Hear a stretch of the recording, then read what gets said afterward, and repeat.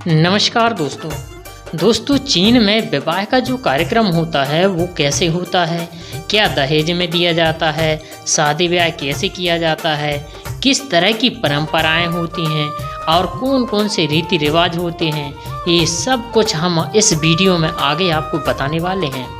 आप हमारे वीडियो पर बने रहिए।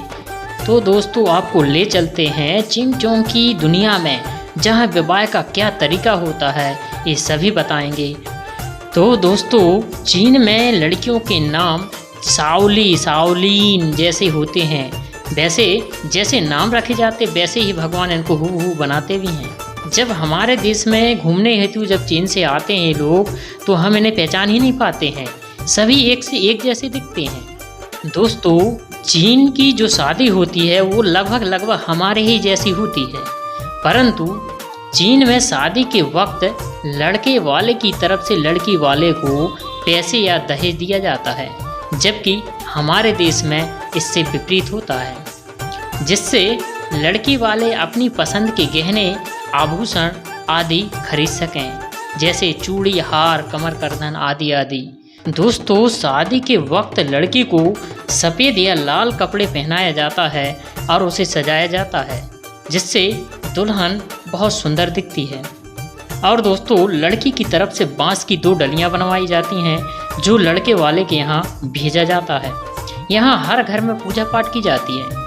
हर किसी के रसोई घर में एक मंदिर बना होता है और प्रतिदिन स्नान कर पूजा पाठ किया जाता है। शादी के समय घर के मंदिर में बड़े बूढ़े के साथ दुल्हन आती है और पूजा पाठ की जाती है। दोस्तों साथ में भी पवित्र कागज पूजा घर में पूजा के समय रखते हैं और भोजन में वे जो भी कुछ खाते हैं, जैसे मांस, मंद्रा, कीड़े मकोड़े आदि जो भी वे लोग खाते हैं वह उन सभी को मंदिर में चढ़ाते हैं। दोस्तों जैसे अपने यहाँ दूल्हे की गाड़ी को सजाया जाता है वैसे ही चीन में भी दूल्हे की गाड़ी को सजाया जाता है और उसी में बैठकर दूल्हा बारात लेकर दुल्हन के घर तक आता है। सबसे पहले जब बारात दुल्हन के घर आती है तो लड़के वाले दरवाजे बंद कर देते हैं, क्योंकि वे सबसे पहले दरवाजे का नैंग पैसे लेकर करते हैं। लड़के वाले लाल लिफाफा में पैसे रखकर देते हैं, तभी दरवाज़ा खुलता है।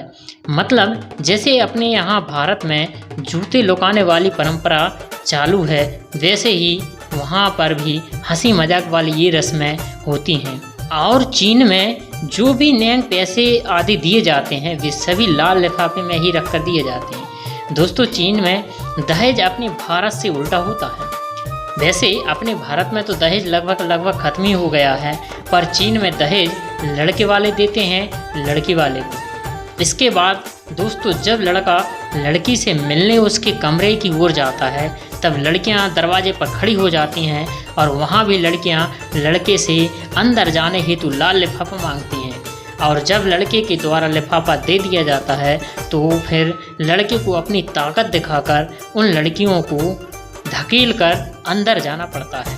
हालांकि उसमें दूल्हे के दोस्त भी उसका भरपूर सहयोग देते हैं और ऐसी ही हंसी मजाक वाली बहुत सारी रस्में हुआ करती हैं।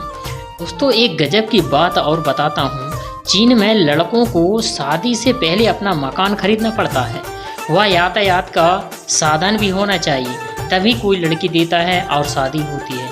और हाँ दोस्तों चीन में एक नियम और है जो आपके लिए विचित्र होगा, क्योंकि यह नियम है कि चीन में शादी से पहले बच्चे पैदा कर सकते हैं, उसके बाद शादी करने का रिवाज भी है। दोस्तों सभी हंसी मजाक वाली रस्मों के बाद दूल्हा एक गुलाब के फूलों का गुलदस्ता लेकर आएगा और दुल्हन को देगा।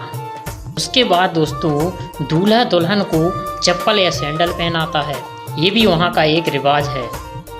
फिर दूल्हा दुल्हन के पैरों को चूमता है। इसके बाद लड़का लड़की को रिंग पहनाता है। फिर दोस्तों इससे भी गजब की एक और आगे रस्म है जो मैं बताने वाला हूँ, जिसे देखकर आप विश्वास नहीं करेंगे। बस आप हमारे इस वीडियो पर अंत तक बने रहें। इसके बाद लड़का लड़की के माथे को चूमता है, वह ओंठों को भी चूमता है। सभी के सामने ये सभी रस्में होती हैं। इसके बाद लड़का लड़की के परिवार से मिलता है और परिवार के बड़ों को एक रेड पैकेट देता है जिसमें कुछ पैसे होते हैं। यहाँ पैसों को आरबी कहते हैं और इन लिफाफों में आरबी होते हैं यानी पैसे होते हैं। और शादी में अपने यहाँ जैसे ही फ़ोटो वीडियो आदि शूटिंग होती है। इसके बाद दुल्हन की माँ दुल्हन को हार पहनाती है और इन सभी के फ़ोटो लिए जाते हैं। इसके बाद अंगूठी आदि के सभी कार्यक्रमों के बाद लड़की अपने कुल देवी देवता के मंदिर में जाती है और प्रणाम करती है। इसके बाद अपने माता पिता के भी पैर छूती है और अपने माता पिता के घर वालों व सभी रिश्तेदारों के साथ बैठती है और दुल्हन बारी बारी से सभी से मिलती है। मिलने के वक्त सभी की फ़ोटो ली जाती है। इसके बाद विदाई की तैयारी होती है और विदाई के जैसा माहौल हो जाता है। सभी दुखी हो जाते हैं, सभी दुल्हन से गले मिलते हैं और रोने लगते हैं। इसके बाद दुल्हन बलून लेकर उड़ाती है और वीडियो शूटिंग किया जाता है। फिर लड़की के परिवार के सभी सदस्य एक साथ फ़ोटो खिंचवाते हैं। इसके बाद विदाई की तैयारी होने लगती है। फिर लड़की के परिवार के बड़े बूढ़े एक लाल कपड़े में बांधकर कुछ घास ले आते हैं और उस घास को बाहर की चौखट पर रखकर जलाते हैं। फिर लड़की का जो भी सामान होता है उसे घर का एक सदस्य लेकर बाहर आता है। इसके बाद लड़की के परिवार का एक सदस्य इस सामान को आगे लेकर जाता है। इसके बाद दूल्हा दुल्हन दहलीज पर जो घास जलती है उसे लांघ कर बाहर आते हैं। ये इनका सांस्कृतिक रीति रिवाज है। इसके बाद दूल्हा दुल्हन दोनों गाड़ी पर बैठकर दूल्हे के घर की ओर प्रस्थान करते हैं। तो चीन में भी गांव हैं और ये गांव के लोग यहाँ खेती करते हैं। दोस्तों इसके बाद घर जाते वक्त जितने भी मंदिर होते हैं सभी में कुछ हवन सामग्री और रेड पैकेट रखे जाते हैं। जैसे हमारे यहाँ लड़के के फूफा जी सभी रस्मों के लिए नियुक्त होते हैं, वैसे ही चीन की शादियों में घर के बड़े या सम्मानित व्यक्ति को, जिसमें चाचा या बड़े पिताजी आदि ये रस्में करते हैं, वो ही हर मंदिर में जाकर प्रणाम करेंगे और पूजा सामग्री आदि चढ़ाएंगे। दोस्तों पर यहाँ नारियल नहीं चढ़ाया जाता बल्कि चीनी कल्चर की सामग्री ही चढ़ाया जाता है।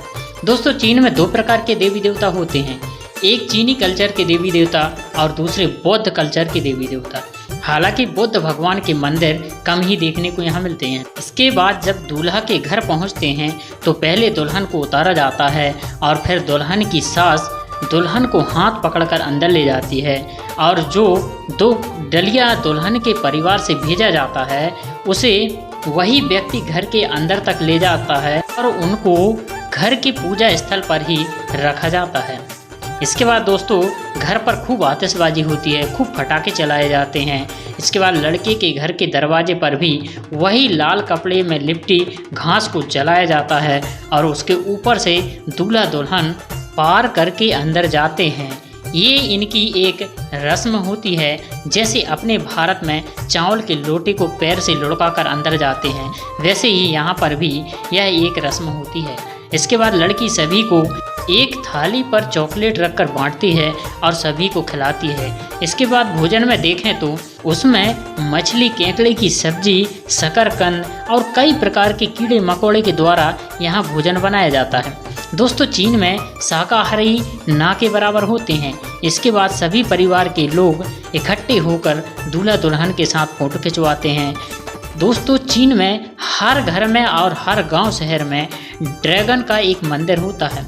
ड्रैगन का मतलब दोस्तों जैसे अपने भारत में गणेश जी को प्रथम पूज्य मानते हैं, वैसे ही चीन में ड्रैगन चीनियों का पूज्य देवता होता है।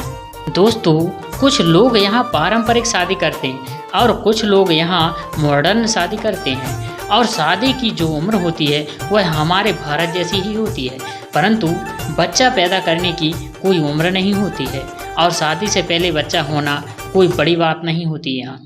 दोस्तों यहाँ लड़का लड़की को गर्लफ्रेंड या बॉयफ्रेंड रखना अच्छा माना जाता है और उनके मम्मी पापा भी उनसे मिलते जुलते रहते हैं और एक दूसरे के यहाँ आना जाना होता है और साथ ही साथ खाना पीना भी होता है। दोस्तों चीन में ना जात पात होती है और ना छुआछूत होता है। तो दोस्तों चीनी शादी में आपको क्या अच्छा लगा हमें कमेंट कर ज़रूर बताएं। और दोस्तों अगर वीडियो अच्छा लगा हो तो वीडियो को लाइक करें और अगर आप हमारे चैनल पर नए हैं तो हमारे चैनल को सब्सक्राइब कर हमारा मनोबल बढ़ाएं, जिससे हम आपके लिए ऐसे ही नई नई जानकारी खोज कर लाते रहें। इसी के साथ ही सभी दोस्तों को जय हिंद।